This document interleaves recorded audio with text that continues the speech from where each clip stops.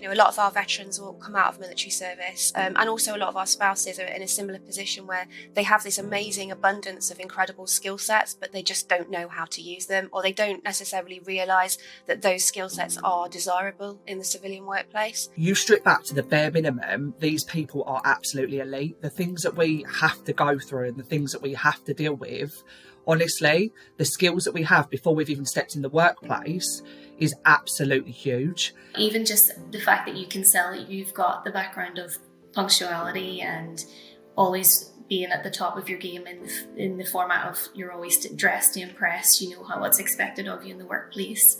And they're always very reliable people that come from a forces background. A lot of the time we have military spouses that are the stay-at-home parent, and they sometimes struggle to put that on a CV.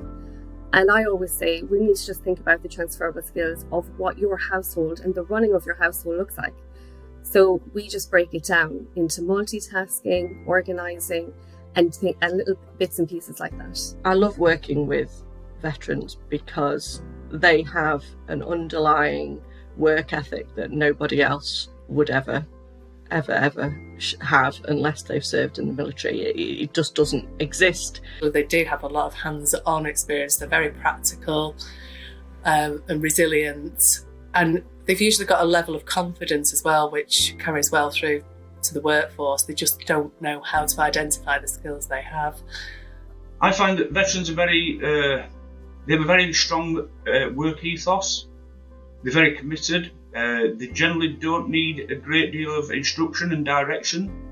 Now I see that experience and that mindset and that discipline, and the phrase I hear a lot is, I know what I'm going to get with a veteran. I'm going to get someone who's going to turn up on time, conscientious, smart, and they're going to be they're going to do their best and if they see a problem, they're going to highlight it.